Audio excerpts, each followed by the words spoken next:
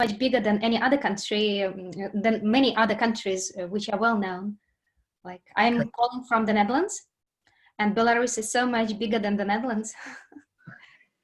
Oh, true. How far are you from the Netherlands? I'm calling from The Hague. I mean, how far are you from Belarus or whatever it's called? How far are you from Belarus? From I believe it's several thousands of kilometers between our countries. Okay. So, yeah, Europe is rather small. Yeah. Like 2 hours of flight, I believe. 2.5. Mm-hmm. It would be like possibly the distance between where I am, which is Virginia, Alexander, and maybe New York City. Possibly. It would be from here to New York City is about 5 hours driving. So is that how far you guys are driving? 5 hours or even closer? Driving would take more, though the distance sounds similar. So a flight takes 2.5 hours. Okay. Driving would take, like, I guess, 2 days because of the borders, some border control. Oh. Mhm. Olga and Hannes are joining us. Yes, they are our colleagues from Targetprocess. Okay. And Hi, you're Frederick, Frederick. calling from which country or company? Where do you work? Where do I work? I am a consultant. I run a consulting company. Mhm. And I do work with companies such as Blue Cross Blue Shield. You ever heard of them? No. That's a major healthcare Uh-huh. conglomerate in the US. Oh, yeah. How about, of course, you've heard of the Pentagon. Mm-hmm. Yeah, I have a government client there, the Pentagon. Interesting figure out there. Hi, Dean. How are you doing? I can't hear you yet. Are you muted? Are you with us? Yes. Yeah, I think you're muted. You need to mute yourself. How are you Yes, today? hi, everyone. I had Hi. to pick up one more paradigm. Okay, is this back at the conference? Is it Zoom? Is it Google Meet? And it's like, okay. Why do you call it, whoever did, why do you guys call it Long Island? There are 2 reasons. Because as in the original cocktail, Long Island iced tea, you have ice, which is, so you sprinkle the cocktail, mix it with ice. So we thought, since we would love to discuss the evolution of SAFe and have some talks and discussions about SAFe, so we're going to sprinkle this party with SAFe. That's why iced, SAFe tea. But it might be difficult to make any forecast into the future. But still, we believe it makes sense to do it, to make forecasts in order to crystallize the vision, to adjust the vision for all our companies. If we discuss some trends, long-term trends with experts and some people watching the market, like analysts whom we have invited, or Dean, who has so much expertise in the enterprise segment, scaling agile. So if we discuss long-term trends with such experts, then everybody might benefit by understanding how to adjust the vision for their company so that they're successful in the future. So Long Island means also stands also for long-term forecasts. That's what we hope to discuss, like SAFe evolution and other trends for scaling agile, for value measurement, the topic which seems very interesting for a lot of our clients, leads, prospects. Good. So we have more people joining. Hi, Tibor. Hi, Offer. Hey, Hannah. Hi, everyone. Good. We'll be probably starting in a minute or so. I'm Igor. We met with some of you guys. So the format today will be, we'll have some insights into the future based on, you know, what we feel, or what we know, what we think we know, but also what we want to see in the future. So it's pretty much, you know, knowledge-based visions and also visions coming from our own will and from how we want to see the things change. All right, and the format will pretty much be around introducing our favorite drink and talking about it. I'll kick it off by saying, you know, agile mindset is definitely showing value outside of the digital delivery initiatives or the businesses in general in these times, right? So nobody could have predicted 6 or 9 months ago the entire situation with pandemic, or even a few months ago. And many still find it hard to change their attitude to this right now, to inspect and adapt and pivot in terms of their behavior. Therefore, it's a kind of an interesting analogy because it's about really maybe talking about agility as a mindset thing and about how people deal with change. And it's also scaling down agility on the personal level as well as scaling it up. So we decided to call this party as a kind of a space where we could all chat about the future in an informal atmosphere, presenting our ideas about that. And we have with us on the call today a couple of people who said they might want to share their drinks and their ideas. We have you, Dean. Thanks for joining in. Do you already have that Long Island in that cup, or what's in that cup? It's miso soup. Here we go. Without alcohol. It's my morning drink after coffee. I can only have 1 cup of coffee or nobody wants to be around me. So after coffee, I have miso soup. Cheers. Appreciate it. Thanks a lot. Okay. So we have a few other folks. We have Thibaut. I know you, Thibaut, also came in here with some ideas about your favorite drink and some other things that you wanted to share. We have Andre, we have Olga, we have a couple of other folks maybe joining us later. So let me maybe start by sharing a drink on my end here. So it's going to be tea, it's going to be a green tea. So I have here this Japanese pot that I bought many years ago, delivered from Japan. I have here, it's a crazy COVID style, you know, where you can't really have all of the things from the same brand because you just have what you get in this time. So I have here a nice Chinese green tea, which I really like to drink during the day, but it really depends on the time of the year and the time of the day. So for now is this tea called Chun Mei, which I thought I would just choose for this party today. As it normally is with green teas, we need to have water of the right temperature. So here's a little bit cooled down water, which I prepared maybe 10 minutes ago. If you boil the water and then you let it stay for about 10 minutes in an open jar like that, I think it's a good thing to assume it's about 80 centigrade. I don't know what it is in Fahrenheit, guys, sorry about that. But 80 centigrade is roughly what you need for brewing a good cup of green tea. Sometimes it can even be lower. So if it's a little cooled down, it's not a big deal. And then it probably takes about 1 minute, a minute and a half to brew a good cup of tea. Better not to wait too long. So that's my recipe. That's what I'm bringing here on the table. And, you know, as I'm waiting for this minute here, I want to share some thoughts about, you know, what inspired me looking at the situation in the past months related to COVID. And there were a couple of things that were on the top of my mind that I wanted to share in this discussion. One is really how I see that people are coming closer on different levels, really.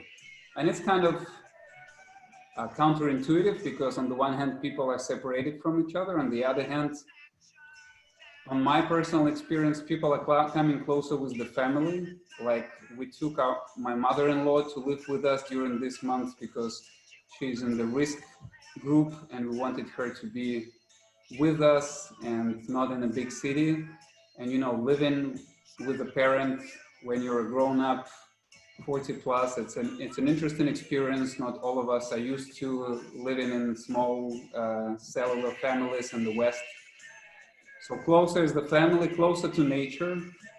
Personally, we chose to move away from Berlin and rented a little house in the countryside to stay a little bit away from the virus. And, you know, waking up every day and seeing this beautiful forest outside and really seeing how the grass grows every day and noticing the tiny differences on that level, honestly was not something I was used to in the past 20 years or so. You know, always busy, conferences, work, big city life, etc. Closer, and I think we're about 40 seconds here. I have this clock in my mind. I used to have a tea house in Berlin, so it's kind of, my brain is wired now to be counting time in parallel. Closer to customers for sure, because I personally find it really cool the way in the last couple of months, going into those Zoom meetings, I get to see people without their professional masks. You know, so, you know, people with kids joining them in the computer screen, or pets, and the homey atmosphere where I can see what's on the walls of that house behind their backs, etc. And on a very interesting level, it helps people open up and kind of strengthens the relationship with customers, or relationship with partners, and all kind of business interactions that I'm having as part of Targetprocess team. Also, and I think a minute and a half is always here, slightly different rhythm though. So because we're all working from home, I find it interesting how it is actually influencing how we think about what's the time for work and what's time not for work. And it's a kind of a double sword. In one sense, there's more respect towards the inner family rhythms, and I tend to take more time to do some things for the family, and my rhythm for the work is kind of a little bit broken compared to half a year ago. On the other hand, if the discipline is not there, it's very easy just to get into working, and then before you know it's at midnight and you're still writing that email. And I'm sure I wouldn't be doing this if I were doing the office work, because right now it's a different situation. And it's kind of, caught myself on the thought it's important to have this discipline internally and really see the butters. I'm missing the feeling with the team because everybody's sitting at home, and although I'm pretty much used to working remotely, I know that a lot of my team members are suffering from that. So, you know, these are different things that I would like to throw on the table. I don't know what you guys think about it while I'm taking my first sip of the green tea. Cheers. Cheers. Igor, could you please make a sound a bit lower? Absolutely, I can switch the thing off. That's our party music. Is it better now? Yeah, thank you. Igor, good intro, man. Cheers with a good cup of tea or coffee, whatever we're having. Hey guys, hi Dean. Andy. You guys. Cheers. How was your experience around COVID? Have you been seeing any things changing where you kind of think it from the futuristic perspective that these things are changing for good, and you're probably seeing this, you know, both for personal life and in the dimension of, you know, how agile at scale needs to adapt to the behavioral pattern change on a bigger scale. Is other trends like that? Are you, Dean, seeing anything like that makes you think about SAFe 6.0 being way different than 5.0 triggered by the COVID times? Not specific to COVID. I mean, what COVID did was it allowed us all to admit something that was just not, you know, it wasn't politically appropriate to admit that your teams are distributed. And we like to think that, you know, from an agile fundamental standpoint, well, your teams are together, they're in the same room, they have the same working hours, they have the esprit de corps, they have the fast interactive dialogue. That's great, but I got to tell you, even in our company, which is largely located in Colorado, it might be the exception rather than the rule. My team is distributed in multiple countries and multiple time zones. It has been for some time. Our way of working didn't change. And the reality is that we just kept working the way we were. Other teams did disband, and some of my colleagues and peers are distressed by that. People that want to be with people, it's a natural thing for them, are not doing so well here. I think from a future perspective, I put that in a couple of categories. What we're seeing is the opportunity to use remote work to improve their people's lifestyles. You might not have to be in the center of Berlin. We're seeing places in Silicon Valley where you can't buy a house, that it's hard to recruit, where people are moving to Iowa and saying, I'm going to work in Iowa. I still want to work for Facebook or whatever. I think that trend is frankly immutable, because I think it leads towards respect for people and puts them in a position where they could have largely a more sustainable lifestyle. So I don't see the same kind of aggregation around the office as we used to. At the same time, there's going to be a sense of balance. People want to be with people. We're tribal creatures. And I think that one of the things that we'll see likely in our company is that we'll remain more distributed than we were, but PI planning, as soon as it's safe, will be face-to-face again. Now, because we've gotten better at distributed, there will be some people that choose not to fly and be remote. But I just talked to Britta from Germany, and she's going, I hate the fact that I can't come in July and meet with all the teams. And she's a very warm and affable person, and it's a really hardship for her to have this just be a relationship with somebody online.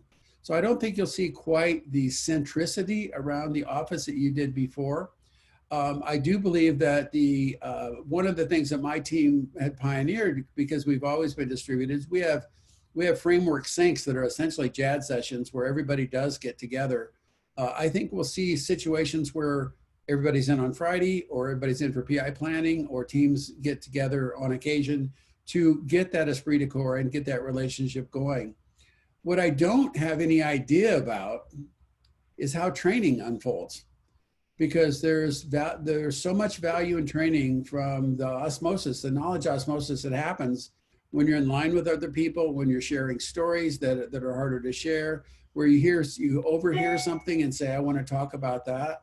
So people are saying, it's going to be hybrid. Well, I'll bet it's going to be bimodal. I mean, some's going to be hybrid. I'll bet lots of people are going to go, I want to get my team together. It's a great opportunity for face-to-face.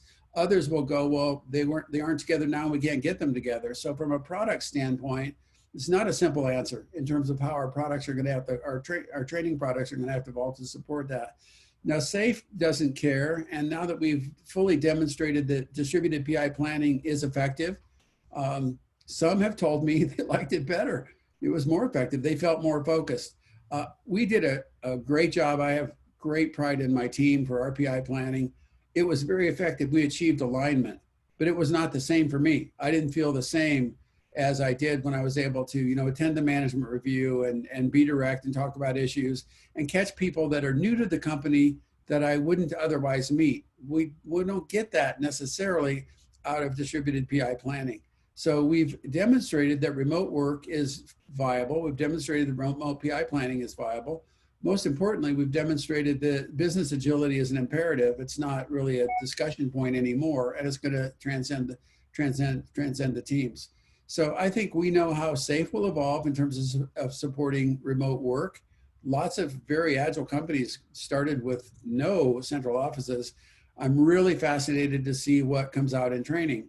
But how we will design that won't be, we'll sit together and say, I'll bet it's going to work like this. It will be Gemba based. It will be our lead instructors in the market teaching the current and new versions of SAFE and saying, in this situation, people are coming in. So no, I don't want to go to my laptop to do an exercise that's designed for remote training when I'm in the room. So that optionality and the configurability of that is still an interesting puzzle. So we don't have answers, we have questions, but we do, because of our strong focus on design thinking and personas, we do have ways to approach the problem. We learn by experience from people that are doing the work in the field, and we harvest that work and put it in SAFE. And that's the way we built SAFE. We didn't invent a thing that said, I have a bunch of ideas, or I've read a bunch of books and I want to integrate it. We were in Gemba, in the marketplace, and we were observing what great companies who were in the midst of a tough digital transformation have already discovered works well.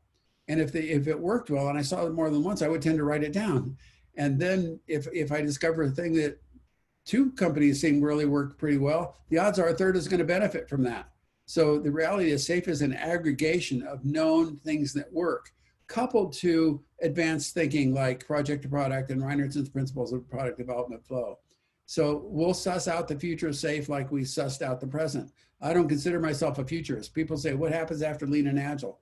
I have no clue, but I'll bet it's very tight to the customer. I'll bet it's cross-functional. I'll bet the feedback is faster, and I'll bet we have ways to make sure that we're solving the customer's problems without taking the risk associated with our prior models. So I don't know what happens after lean and agile, but we have to go through here to get there. Just like in a way we had to go through iterative development to understand that, wow, an iteration could be a half a day.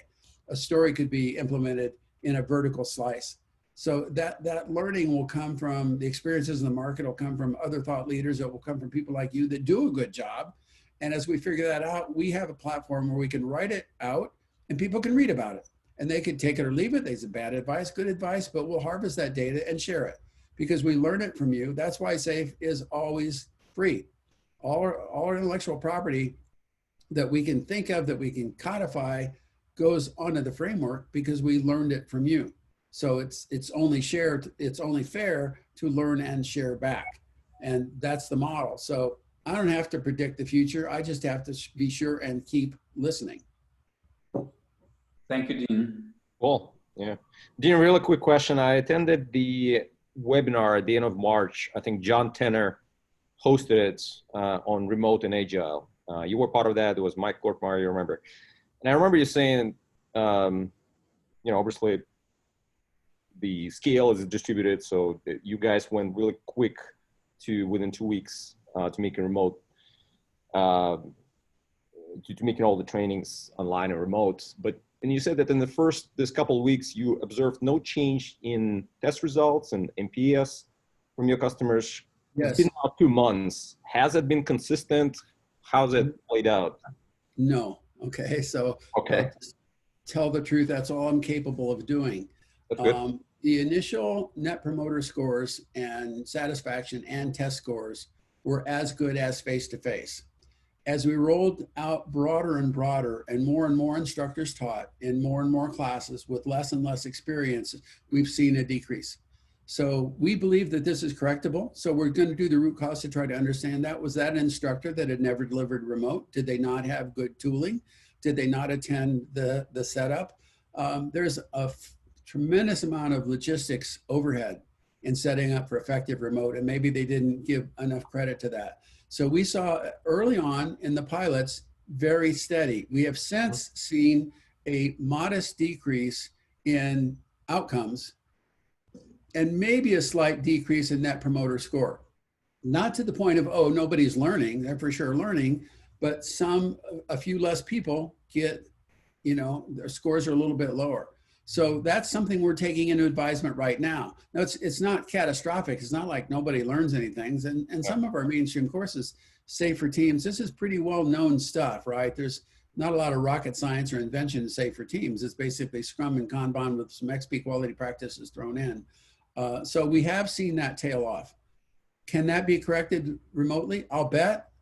How? It's going to depend on the root cause. We'll have to go back and say, okay, was it this class? Was it LPM that was needed to be more experiential?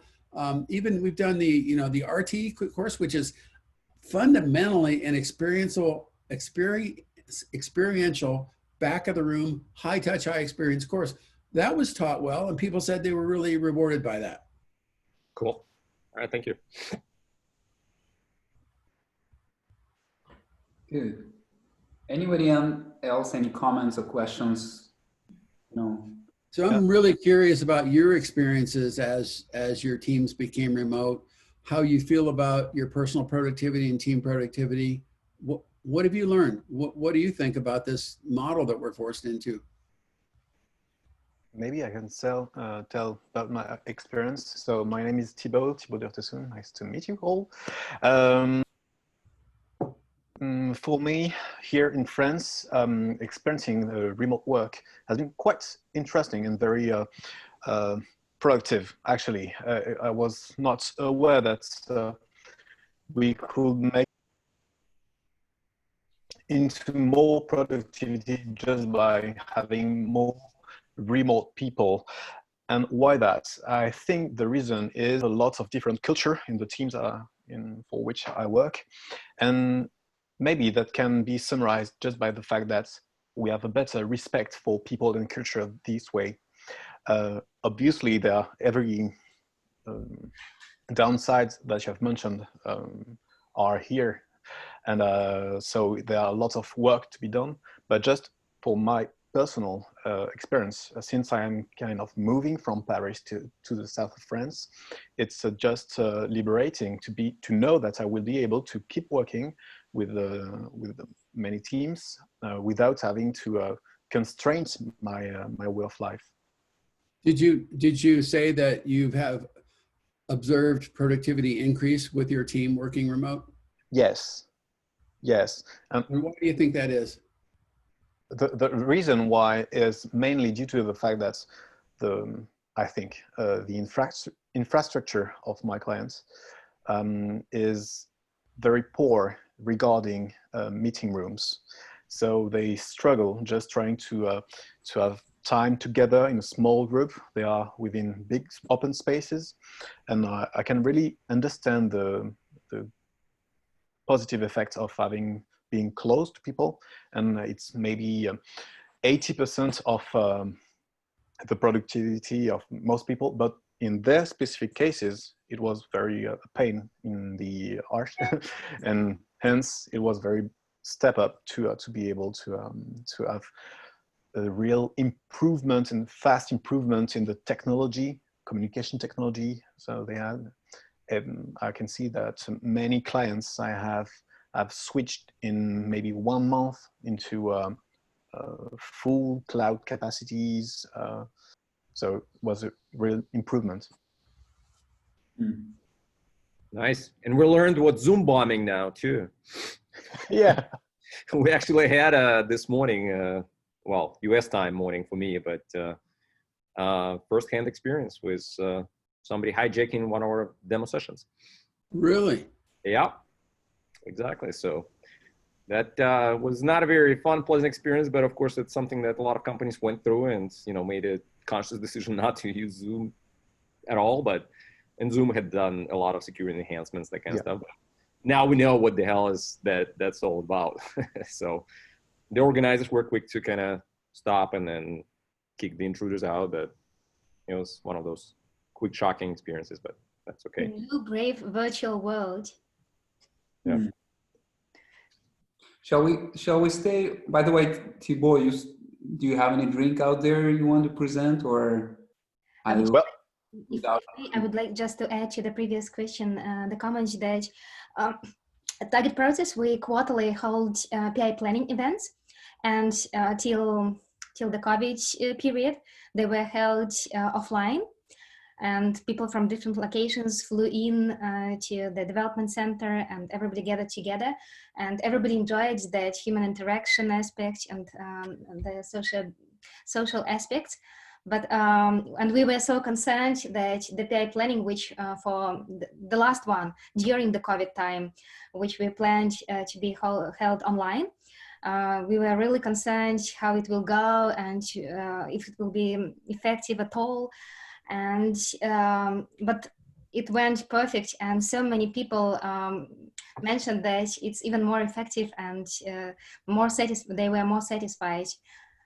So there are also pros and new opportunities and gains for productivity in this COVID time as well. Yeah, that's not an unusual statement. I wonder if it's an early time such that we're living off of established relationships that make it easy to work this way. But for example, I don't know that I would, for example, meet new employees and teammates as conveniently here as I would during PI planning. So I hope that we're not just working off a little reservoir of social goodwill where we know how to work and we're harvesting that by not having to, you know, have lunch break or whatever. But I think we may go through a little lag, followed by, well, we need to reinstill the things that aren't there, or maybe by then we're back together for PI planning, but we're still working from the south of France the rest of the time. I don't know. That's a good point. the companies will learn when they start hiring the new people, and if it continues to be social distancing and remote, how those people will mesh and merge into the organization. Because you're right, Mark, he's in Chicago, I'm in Buffalo, New York, and honestly, our folks, Nick, he's in Atlanta, Georgia, and I had not seen them in the first couple of weeks when they joined us. It would be tough. For me personally, traveling or not being able to travel to Europe for quarterly stuff, kind of, I did not like that because I didn't see my people. But although efficiency-wise, the PI was good, because screen sharing, you knew that people were paying attention to what you were saying, and all of that logistic made it work. And I've heard that from a number of customers that we have that went pretty quickly to remote PI.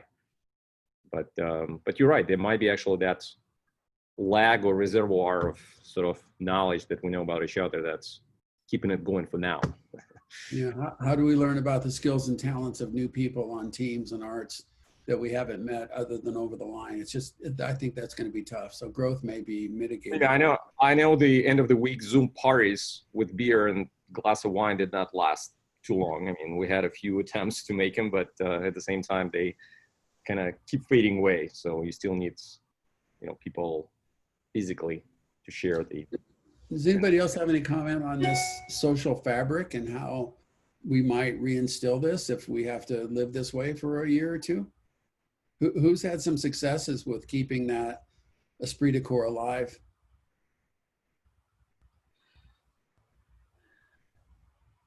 Too bad there are no people from GitLab here.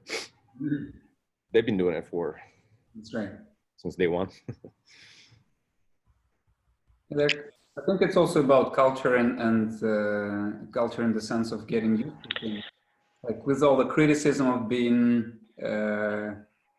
against online work and being so much pro social interactions in real life, many people just didn't question that. And now that they had to immerse into this experience and didn't have any choice, what I'm seeing is that like a lot of these people have suddenly made a step towards online and kind of lowered their barriers, and therefore collaboration with these people started to happen more fluid. Also a lot with people of slightly, other generations than the youngsters who pretty much surf through the online world without questioning that too much, but maybe people who remember the offline worlds with more nostalgia. And I've seen a lot of these folks kind of slowly starting to transfer into the online world with a little bit more acceptance. I was actually to jump in there, Igor. Not necessarily my professional career, but some hobbies and other interests that I have. Some of my best friends, people I would consider my best friends, I haven't seen. I see either once a year, or some folks I've honestly never met in real life. And I guess maybe that's just how I've been on the internet for so long now, and like that's just the culture that I've been a part of, that really the work from home and the being online all the time, like for me, it doesn't really affect me that much. Now some of the events that I would be going to that are the 1 or 2 times I see my friends a year are getting canceled now, so maybe I'll have a different opinion after I haven't seen them in 3 years or something like that. But like the day-to-day interaction that I'm having with the people who I would consider some of my best friends are all online already anyway. Cool. You're just young fashioned, Blevins. I guess so. Do you mind me throwing maybe another keyword on the table to see if that's also something we want to chat about? Customer centricity and thinking and talking about the value we deliver to customers. I mean, from today's keynote, Dean, and earlier talks that you have delivered, and how SAFE is surely moving in the direction of acknowledging more work and more knowledge base around customer centricity, and how to measure, how to establish that in the culture first of organizations, how to raise it to the right level of people, and then how to be able to actually talk about it with the right language and measure this and be able to drive this also from the data perspective. I know Tibor, you're also kind of really fascinated about value measurement and value delivery. How Yes. about a little bit in that direction? How does that sound as a keyword? We're not futurists here. Let's talk about what we are observing and what interests us at the moment. But I know from our perspective at Targetprocess, year over year, it's a growing trend of customers either talking or talking in more depth about whatever value means and how to measure value, coming to us as a vendor, asking how we can help measure value. We turning back to them, asking what value means to you, Mr. Customer. Them looking up in the sky and acknowledging that it's a hard question to begin with. And so it's going in circles, but those circles are becoming bigger and more interesting discussions are happening over time. So I don't know, maybe who feels like saying a couple of words about that and we take it from there. Yes, I'd be glad. Value is I think, the most fascinating topic about Agile. Obviously, Agile, everything revolves around this notion, but as you said, Igor, it is not defined properly, or at least it's just so obscure enough that there are a lot of waste I can see in clients I'm working with my teams, and everyone wastes a lot of time trying to figure out what to measure, what to do to bring value. And so I try to explore this question. I think we can take a look out from the Agile community on this specific field and try to explore what have been done, because obviously the notion of value is needed everywhere in every single field. In my work about value management, value estimation and measurement, I've discovered that there are, I can say, 3 categories of common ways that people try to estimate and measure values. You have the consensus-based approach, just like Moscow, the SAFE approach of WSGF. You have RISE, several techniques like that, which are basically relative thinking. The main purpose of capturing the value is relative from one initiative to another. So it's very fast, very powerful, a great way to bring people to speak. So that's very, very great.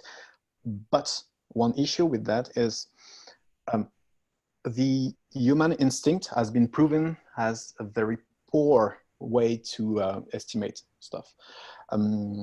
Hence, when people agree to one specific sequence of initiatives, they might not be right at all, economically speaking.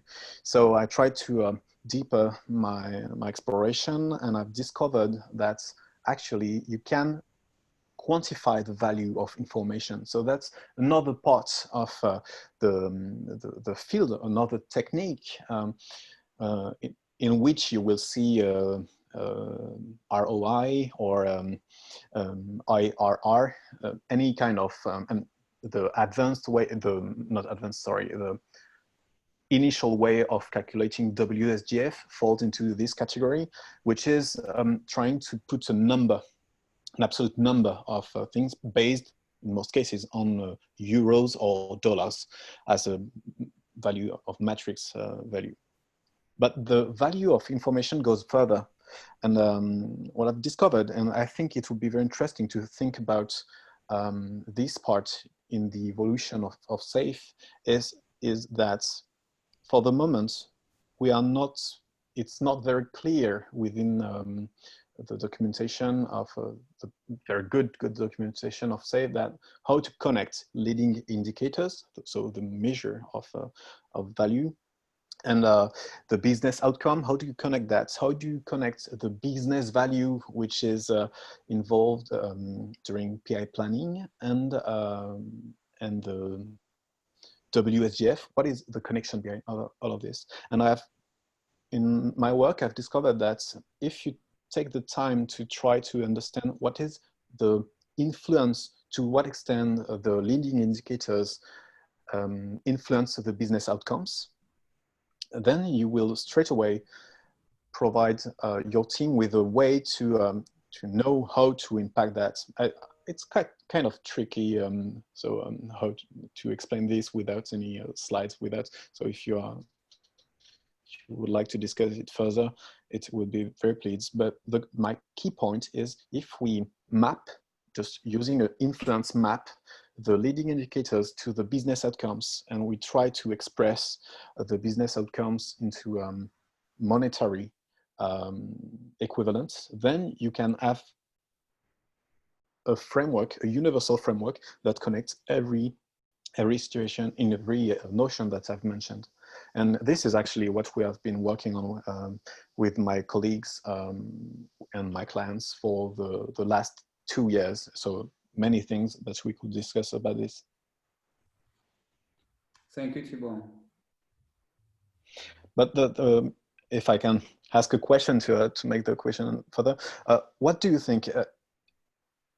What I've been doing to set up a framework like this that connects every notion implies notion of statistics, economics, a bit of some time spent on studying use cases and white papers and so on.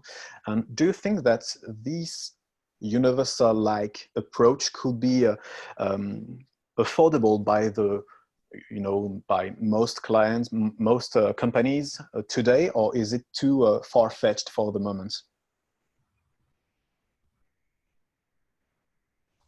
Well, value is an incredibly complex topic. I got an email from Tom Gill that I haven't responded to yet that says, please define value.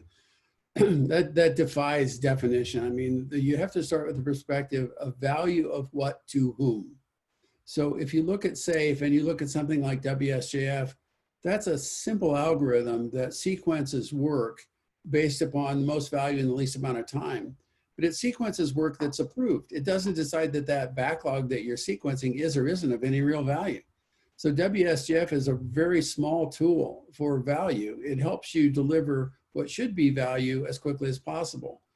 One of the key metrics in SAFe is that predictability metrics. You say, what's the value of predictability? Well, the value of predictability is that if I can actually count on this art or the solution train or these teams to deliver like what they said they could do in a short period of time, I can run my business better. So is there value in predictability? Yes. If you over-rotate on predictability, then you're going to take out innovation out of the process because you can't always achieve predictability in the midst of innovation. Now, I think from a strategy standpoint, the question becomes is your way of working achieving value in the enterprise? Now, we're about solution value. We're not about whether your operational value streams are fine and whether your customers love you because you don't pick up the phone. We're about whether or not you're creating solutions that meet their requirements that are imposed on them. And the key measure there is KPIs. So the combination of OKRs, which we added in the strategic theme area, and the relationship from there to KPIs per value stream, because one value stream's version of value might be all about market share. Another might be about do not disturb the market with additional innovation right now. Keep it steady. With that value stream is completely dependent on profitability. Another might be, are we driving innovation? So at a value stream at a time, the perspective is different. Now that aggregates, of course, in the portfolio value, and we have a simple set of 8 or so metrics there that basically say your customers love you any more than they used to. What's the over quality? What's your time to market? These are still proxies, right? None of those say you're profitable or not, because that could be a transient thing. So I don't think there's ever going to be a simple answer to what is value. It's always going to start with the question of what to whom. So if it's at the team, if it's at the art level, a value of predictability is high. A value of addressing technical debt, that's super high value as well. But the outcome value is going to have to be all the way up to the value stream level. What's the portfolio doing for the enterprise and is achieving its objectives? So I've never known anybody ever in my history of writing or whatever that can quantify value in a way and say value is this. Value is what my customer says it is. I remember the value at the Melbourne Technology Institute They simply started with their art doing an NPS, Net Promoter Score. And they asked their customer, who was basically the registrar and the crew, what they thought of the development shop that was building the registration system. And they basically said in an NPS way, we hate you, okay? So they reformulated themselves and they integrated that business owner into PI planning, and she became, her language changed, and she started saying things like, wow, we had this feature plan, but when I talked to my teams, it was way too expensive. Now, that means that she engaged in solutioning by saying that thing we wanted to do wasn't great. Over the course of about 3 or 4 PIs, she started talking about her development teams. Now, nobody had changed their reporting structure. They were not her development teams. They didn't report into a cost center called registration. But her perceived value of 100 people who did not change bodies, the same 100 people who were perceived to have literally no value or negative value to the registrar of one of the world's largest, advanced degree institution, to, I love these guys, I'm getting what I need, that's value to them. So that was a simple number. That was Net Promoter Score. But you've got to ask yourself every time, value of what to whom? And then you can start to instrument or think about that. With respect to early indicators and innovation accounting, again, what those are, some person's vanity metric, everybody loves to say, well, don't do vanity metrics. Well, vanity metrics are typically the first metric you get. So it's not a bad thing. It's like a sacrifice fly in baseball. You gotta get to first base before you can get a runner. So this is a sophisticated discussion that requires a certain degree of maturity and professionalism to ask the question of what matters in your enterprise, what outcomes are you looking for, and how do we behave to achieve that? And then value is in that answer somewhere. There are some work that have been done by Douglas Hubbard. Maybe you might know him. He's the author of a book called How to Measure Anything, the Value of the Intangible. This individual has worked on quantifying the value of information, and through this work, what he has been doing for the past 30 years, I think, is quantifying, modelizing, and hence providing a quantity for value that matters for the company. And how do they do that? Actually, they ask the question to the owner of the companies, how do you take your decisions? What matters when you take the decisions? And what they do, they build a very light model for that, which is obviously very approximate, but they will make it better. And they will make it better just enough so that it improves the decision making. And so this is how they define the value. In a way, it's what information will make you make a better decision. If and how do you know if the decision is better? It's that it improves what matters for you, the satisfaction of your clients, your revenues, and so on. And it really matters. But what brings into the table is a very interesting notion. It's just enough work, analyzed work, to improve the decision making. And what it has proven, this simple phrase, just tells us, helps the product owners, for instance, stop analyzing. Well, there's a really interesting root under there, because if you ask, value is such an intangible thing, it's like strategy. If you ask an executive what value is, you're going to get a variety of answers. If you ask them what causes them to make decisions of a certain type, that's an inference that I'm making these decisions because they're the best decisions to achieve my objectives, which is my value. So that decision-making process that they focused on is a proxy for sussing out what this person really cares about. Exactly. Because when they say they might care about something, they go, I really care about culture, I really care about market share. But then they get the decision-making, it's like, well, made this decision to enhance profitability, but that price raise did that, but it probably lowered market share. So you can get, by looking at the decision-making thinking and framework, you can probably get a better a more objective understanding of what really is driving them to value than what their stated abstract might be. I think it's a clever way to think about value. Tell me about what makes good decisions, how they're informed, how you know when you've made a good one, and take a bunch of notes and you'll start to suss out what they really care about. And the power of this question, what matters to you, is the same at CEO level and at team level. And the power of it is, I've tried it several times at each level. And I've seen that, especially for CEO that have never learned anything about Agile, you can very quickly lead them to understanding that to improve this decision, they just have to learn something new. But something new is almost always something from a feedback from their clients. So if they want to know if they are going in the good direction, they have to try. And then you bring onto the table MVP notions and so on. But about product owner, so at team level, what you bring is, when you ask to them what matters, they will tell it's about maybe to improve the user friendliness of my software. It's about something that is involved is the number of clicks that they have to do. It takes too long to achieve what they want to do. Okay, so we will start monitoring this.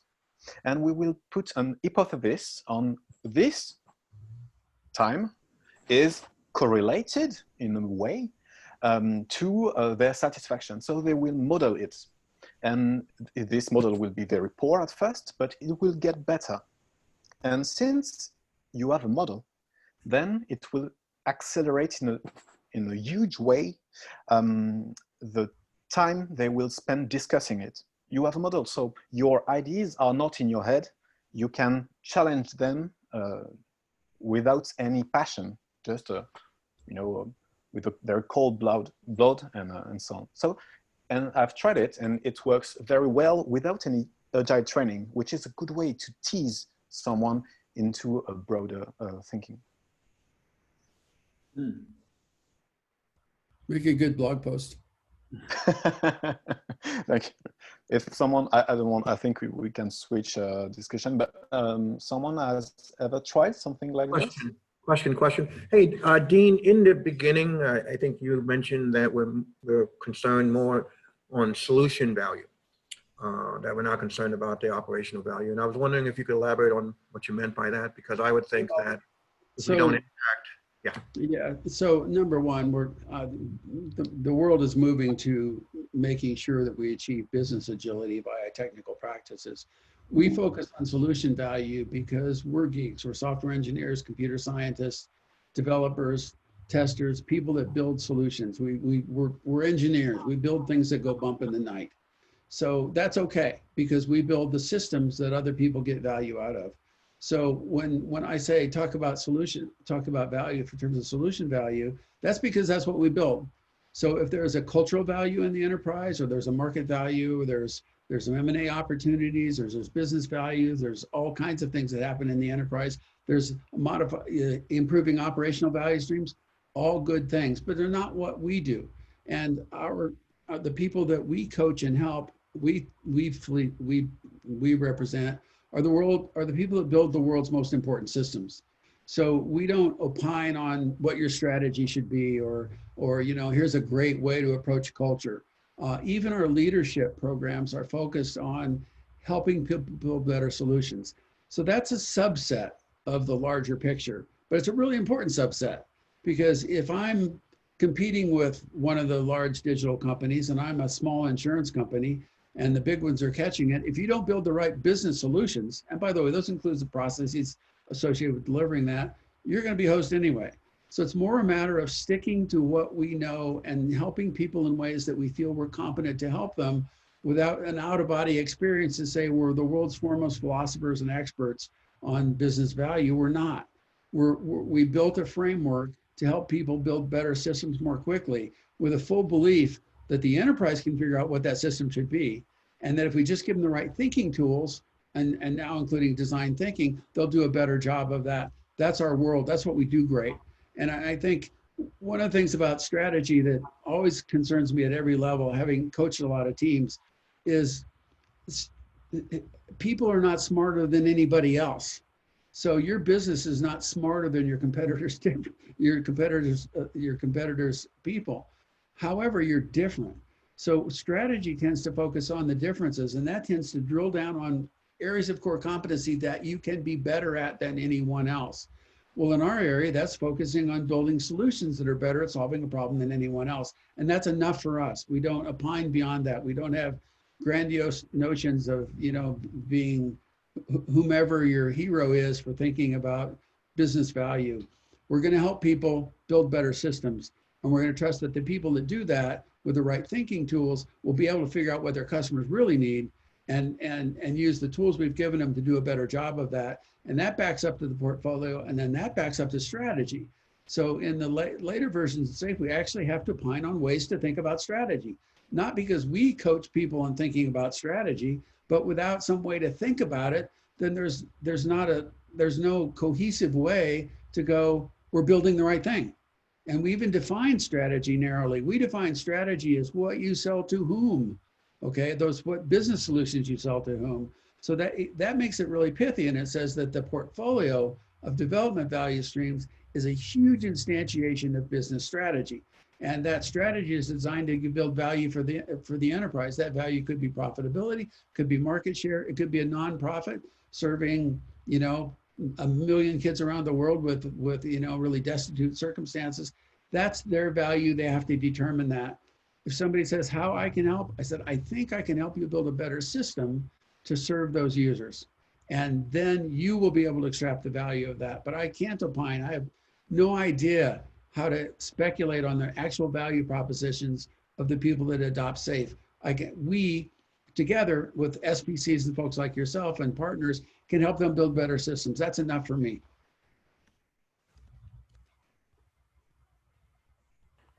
Thank you, Dean. So there was a question in the chat that Frederick, you posted, and Thibault, you answered.